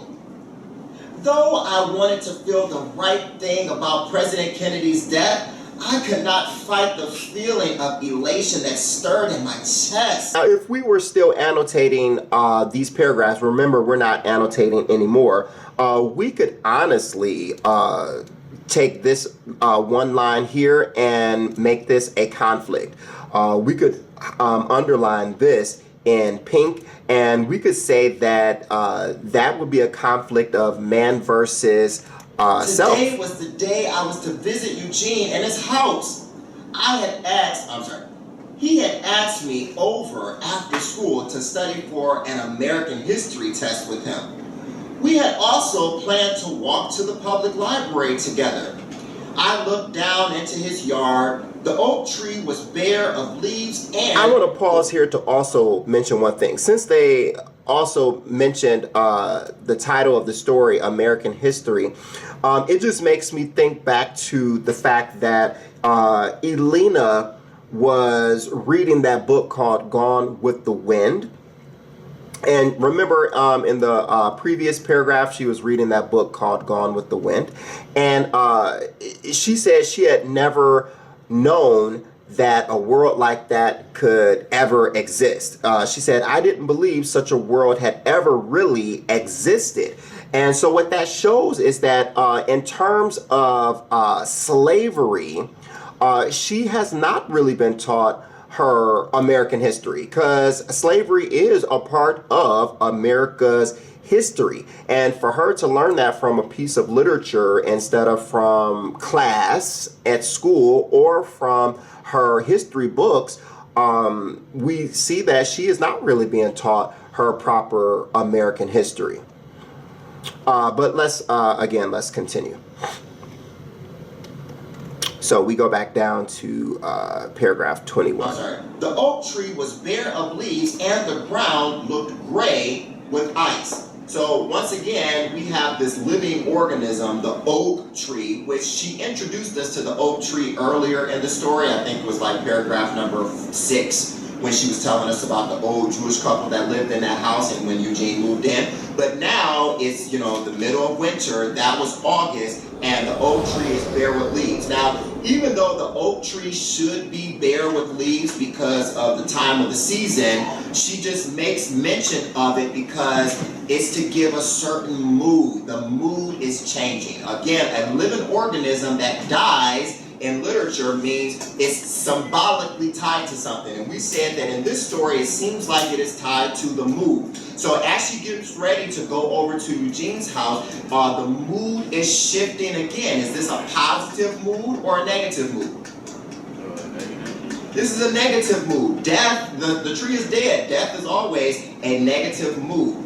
So this should instill certain type of vibes in her, like, getting a bad feeling about this, and the family who lives in that house. Question? So just like when I'm outside with the flower, it's like plant was like dying, and then Yeah. So the when in the Amistad, as Mr. Brooks was talking about, when John Quincy Adams went out in front of the Capitol with Mr. Tappan and Mr. Jobson, at first that little plant was dying, and so he clipped it off of the bush, and that's also when the Africans were at their worst in the trial. Okay, they were about to be executed. But then he nursed it to health, and really we saw that that was symbolically tied to that court trial being nursed to health by Mr. Baldwin and the others who helped to bring it to life and to get the Africans saved and to be able to go back home after winning their case in the Supreme Court. So good, thank you. So this is the connections that she's making before she goes over there. Let's continue. So this should be like a foreshadowing moment that negativity is right around the corner. Something bad is about to happen. The light through the large kitchen window, I'm on paragraph 21 in the middle of it. Okay, we just read about the oak tree. The light through the large kitchen window of his house told me that L building blocked the sun to such an extent that they had to turn lights on in the middle of the day. I felt ashamed about it. That's another conflict right there. Even though she has nothing to do with this building and where it stands and how it blocks out the sun, she is starting to take some of the shame about his house not receiving any of the sunlight. So again, she feels like she is the protector of this white boy, and she doesn't feel this same type of way about her own family in Puerto Rico. Remember, she couldn't even identify with her aunts, uncles, and cousins. She felt ashamed once again about something that she could not even control. She is forcing herself to take the blame for L building, which starts to show that, again, she is ashamed of what makes her who she is. She can't help the fact that she lives in this building, but she feels responsible for the fact that this building is doing something so natural as blocking the sun from getting to his house. And again, this shows a little bit of shame because of who she is as a person and how her family has to live. But the white kitchen table with the lamp hanging just above it looked cozy and inviting. I would soon sit there across from Eugene, and I would tell him about my perch just above his house. Maybe I should. In the next 30 minutes, I changed my clothes, put on a little pink lipstick, and got my books together. Then I went in to tell my mother that I was going to a friend's house to study. I did not expect her reaction. You are going out today? The way she said today sounded as if a storm warning had been issued. It was said in utter disbelief. Before I could answer, she came toward me and held my elbows as I clutched my books. Hija. Hija is Spanish for daughter. Hija, the president has been killed. We must show respect. He was a great man. Come to church with me tonight. She tried to embrace me, but my books were in the way. My first impulse was to comfort her. She seemed so distraught. But I had to meet Eugene in 15 minutes. I have a test to study for, Mama. I will be home by 8. You are forgetting who you are, Nina. Nina is Spanish for child, used here as an endearment. I have seen you staring down at that boy's house. You are heading for humiliation and pain. My mother said this in Spanish and in a resigned tone. That surprised me, as if she had no intention of stopping me from heading for humiliation and pain. I started for the door. She sat at the TV holding a white handkerchief to her face. This again can be, this paragraph number 27 again can be considered a part of plot that we would call foreshadowing. This could be a hint, once again, of what is to come. The fact that her mother is giving her this warning of humiliation and pain, but isn't really stopping her. I walked out to the street and around the chain link fence that separated L building from Eugene's house. The yard was neatly edged around the little walk that led to the door. It always amazed me how Patterson, the inner core of the city, had no apparent logic to its architecture. Small, neat, single residences like this one could be found right next to huge, dilapidated apartment buildings like L Building. My guess was that the little houses had been there first, then the immigrants had come in droves, and the monstrosities have been raised for them. The Italians, the Irish, the Jews, and now us, the Puerto Ricans and the blacks. The door was painted a deep green, verde, the color of hope.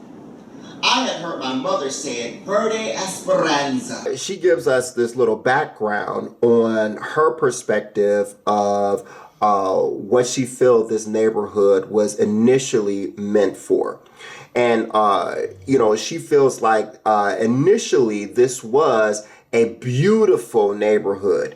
And she feels like this neighborhood was initially put together for Europeans that maybe moved to the United States and was here for a specific purpose. Again, she names them: the Italians, the Irish, the Jews. All of these would be considered Europeans. And so she feels like now, though, that there were so many people coming into these neighborhoods that they had to start to maybe tear down the houses that were there and build the apartment buildings like L Building. And now she feels like it has come to this dilapidated, rundown, raggedy state that has basically been transformed to that by the minority figures, the Puerto Ricans and the black people. And so from here on out, she's going to continue to use her colors to give symbolism of the feeling and the mood in this story. Okay, so you're going to continue to see these colors pop. In literature, when you see the color, or when you read about the color red, red can usually symbolize alarm or some type of rage. If you see the color pink, that's usually romance. Notice how she put on a little lipstick. It was probably pink because she's going over Eugene's house. Black is usually evil or negativity. White, as she described earlier in the story, is usually pure and it's goodness. And other colors like green can either be envy or it can be hope, like, money and wealth. Blue is usually sadness, why so blue? Okay, and yellow can simulate positivity. So let's keep reading. Now keep in mind, we just finished up paragraphs 13 through 28. You should have some type of inclination of what part of plot that was. Do you think that was the climax? Do you think that was the falling action? Do you think that was the rising action? and then we're going to come back and do a paragraph describing what happened in that portion of the story. Now we're starting another section of the story where the plot shifts once again. You're going to label this and describe this. I knocked Paragraph softly. A few suspenseful moments later, the door opened just a crack. The red, swollen face of a woman, notice she's using her colors here again, the red, swollen face of a woman appeared. She had a halo of red hair. A halo is what angels have above their heads. So she feels as if Eugene's mother kind of symbolizes this heavenly figure, as if she is so innocent and could not do any wrong. You know, she just sees her as being this angelic figure. Over a delicate ivory face. Ivory is white. The face of a doll with freckles on the nose. Her smudged eye makeup made her look unreal to me, like a mannequin seen through a warped store window. So once again, you have this white woman, you know, remember she fell head over heels in love with Eugene, the white boy, and now his mother answers the door, this white woman, and she thinks that she is the ultimate symbol of beauty. Even though she's been crying, her makeup is smudged, she thinks this lady looks like a doll and a mannequin in a store because she's white. Okay. What do you want? Her voice was tiny and sweet sounding, like a little girl's, but her tone was not friendly. I'm Eugene's friend. He asked me over to study. I thrust out my books, a silly gesture that embarrassed me almost immediately. You live there? She pointed up to L Building, which looked particularly ugly, like a gray prison with its many dirty windows and rusty fire escapes. The woman had stepped halfway out, and I could see that she wore a white nurse's uniform with St. Joseph's Hospital on the name tag. Yes, I do. She looked intently at me for a couple of heartbeats, then said, as if to herself, I don't know how you people do it. Then directly to me, listen, honey, Eugene doesn't want to study with you. He's a smart boy, doesn't need help. You understand me? I am truly sorry if he told you you could come over. He cannot study with you. It's nothing personal, you understand? We won't be in this place much longer. No need for him to get close to people. It'll just make it hard for him later. Run back home now. I couldn't move. I just stood there in shock at hearing these things said to me in such a honey-drenched voice. I had never heard an accent like hers, except for Eugene's softer one. It was as if she were singing me a little song. What's wrong? Didn't you hear what I said? She seemed very angry, and I finally snapped out of my trance. I turned away from the green door and heard her close it gently. So even while we pause, even while his mother, Eugene's mother, is being rude and disrespectful to Elena straight to her face, she still doesn't snap out of this trance that she's in of basically seeing white privilege and being overcome by what she wishes to embody. She just can't get it out of her head, and she doesn't even realize that she's being disrespected and talked down to. All she can hear is this beautiful voice, or what she feels is beautiful, or what the media in those times portray as being a beautiful voice and a beautiful look and a beautiful skin tone. So we continue. Our apartment was empty when I got home. My mother was in someone else's kitchen seeking the solace she needed. Father would come in from his late shift at midnight.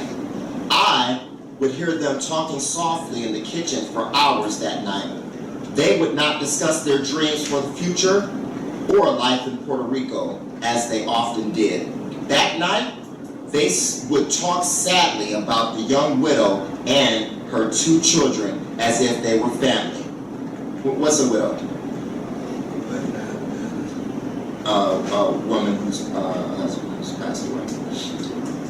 For the next few days, we would observe Ludo in our apartment. That is, we would practice restraint and silence, no loud music, no laughter. Some of the women of L building would wear black for weeks.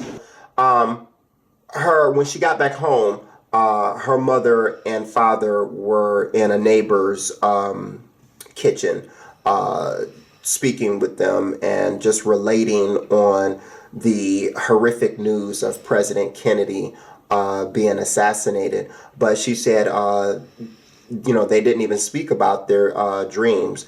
They really just spoke about his wife. We know that a widow is a woman whose husband has just passed away. So they're talking about President Kennedy's wife, or the First Lady of the United States during that time,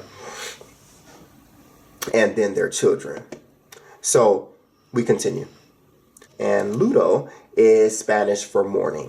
That night, I lay in my bed trying to feel the right thing for our dead president, but the tears that came up from a deep source inside me were strictly for me. This is another conflict. She's trying to feel one thing, but she's feeling another. When my mother came to the door, I pretended to be sleeping. Sometime during the night, I saw from my bed the street light come on. It had a pink halo. There's that pink color. It had a pink halo around it. I went to my window and pressed my face to the cool glass. Looking up at the light, I could see the white snow falling like a lace veil over his face. Now, veils are what you wear at certain events. One event you might wear a black veil, another one you might wear a white one. What type of event would you wear a white veil to? A wedding. Okay, so she's thinking about Eugene, and she's thinking about, once again, being an adult with him, being with him, marrying him. Okay. I did not look down to see it turning gray as it touched the ground below.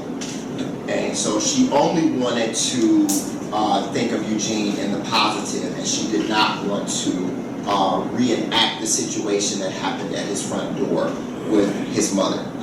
So that is the close of the story, and again, it's up to you to decide what part of the plot was paragraphs 37 and 38.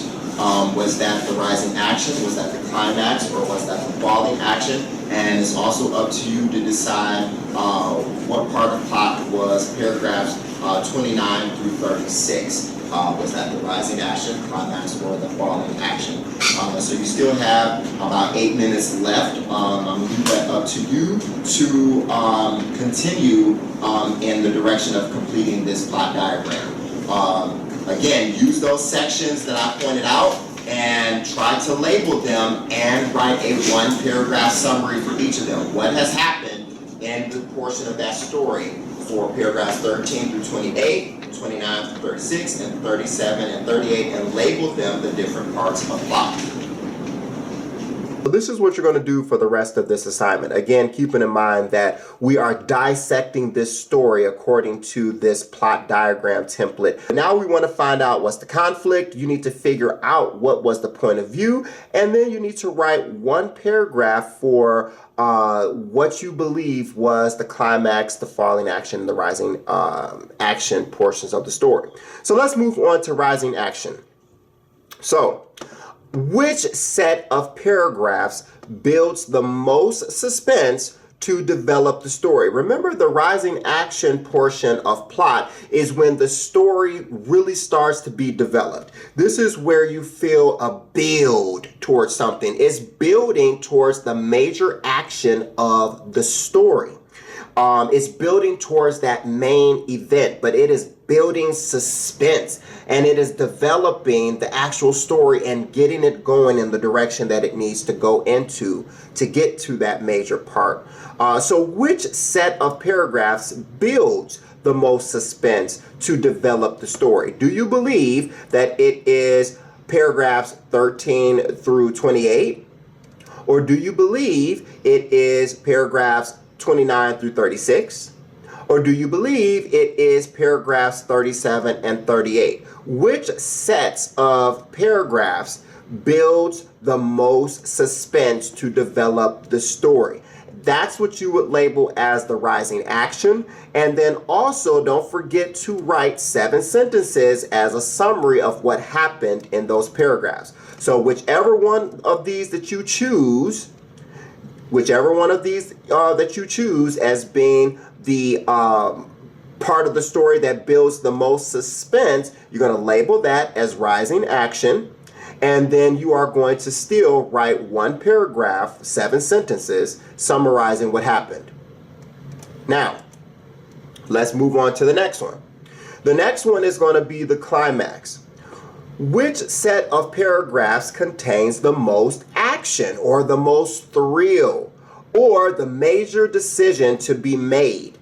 Okay, and so remember when we studied climax, we said that the climax is the main event of the story. This is what was to be told in the first place, but we had to just build the background. But this is the most action that has happened, or this is where the major decision had to be made. And so in the climax, you are going to determine which part of this story signifies those happenings. The most action, the most thrill, or that major decision that had to be made. Do you believe it was paragraphs 13 through 28 to be the climax?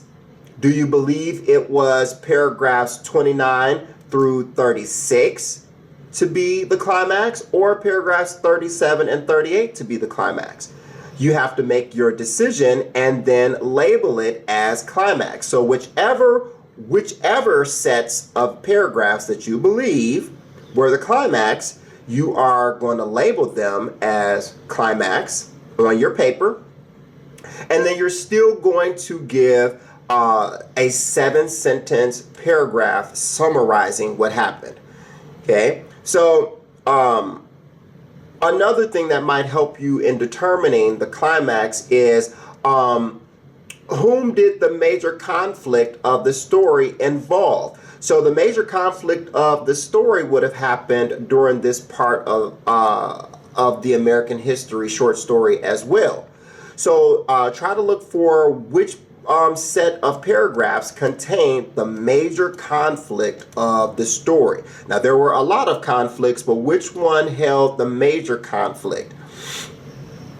And then you need to figure out what type of conflict that would be called. Man versus what? So notice how, again, on this sheet, that is one of the expectations, is to try to find out what is that major conflict.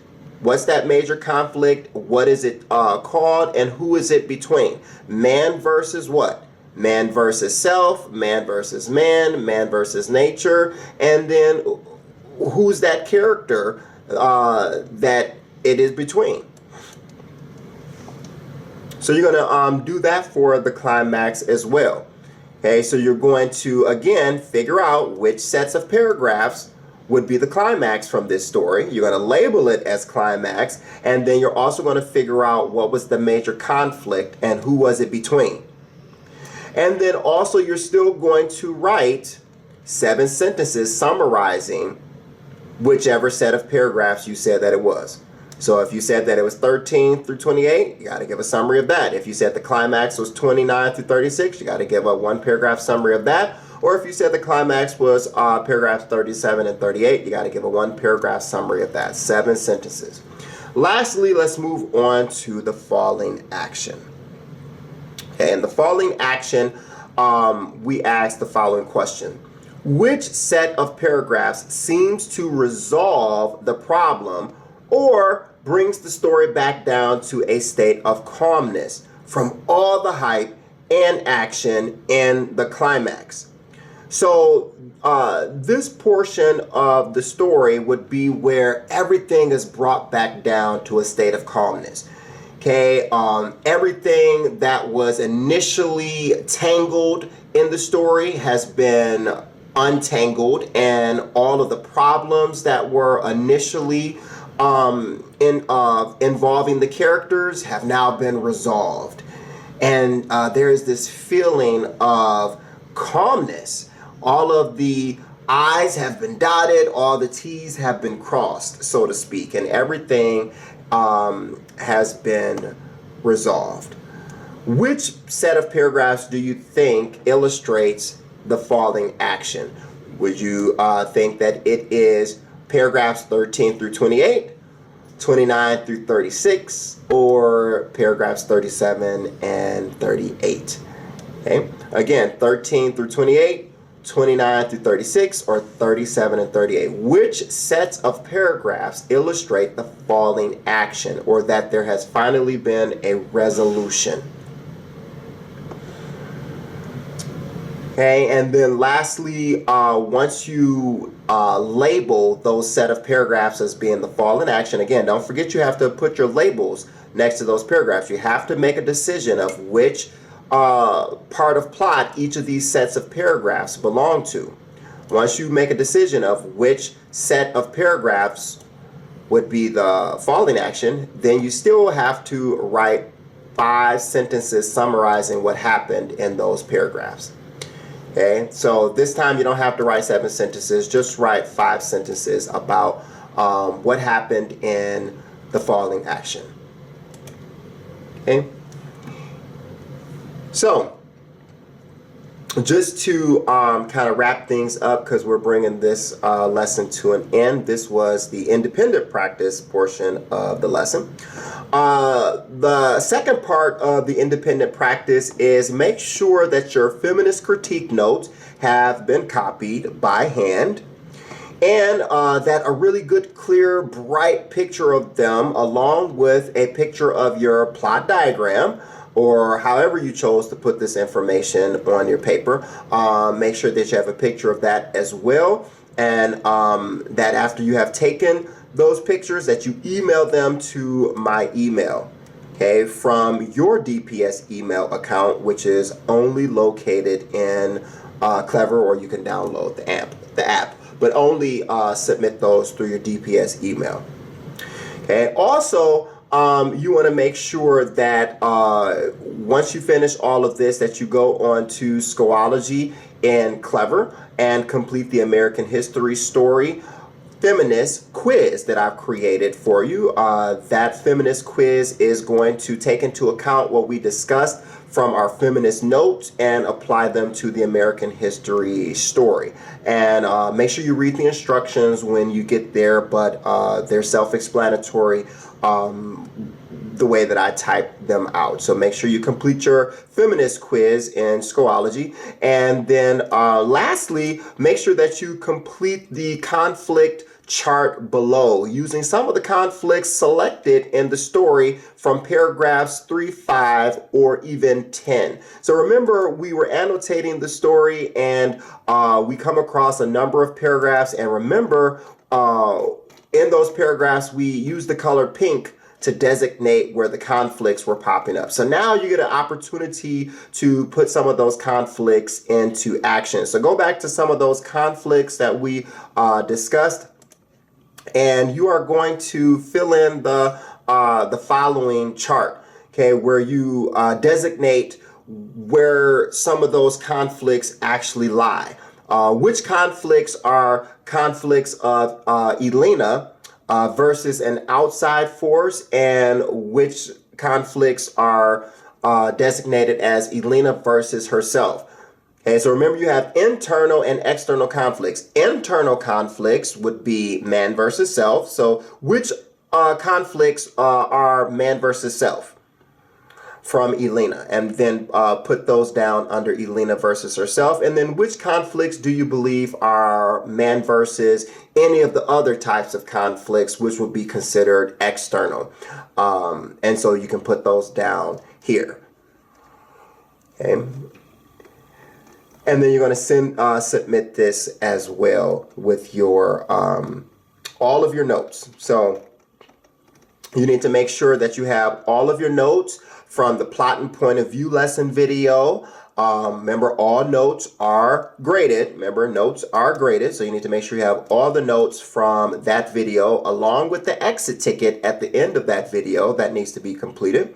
You need to make sure that your annotations were done in your digital My Perspective book. And remember, I can access that myself. So long as these annotations look just like mine, you need to make sure that you have pressed save, and then you're all set with that.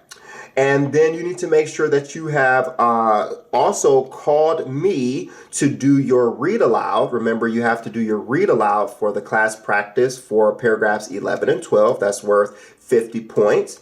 And then you need to make sure that your plot diagram template has been completed. And even though you may not have this exact sheet, you just need to make sure that it is completely filled out with this information and the designation of the different parts of plot for all the different paragraph sections that I mentioned for you.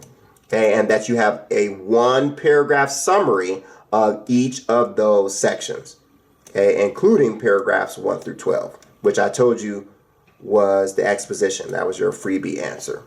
Okay, so make sure that all of these different steps of the checklist are completed for the independent and the class practice, and then submit your work.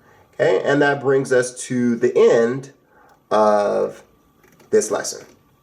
All right, good luck. Take care.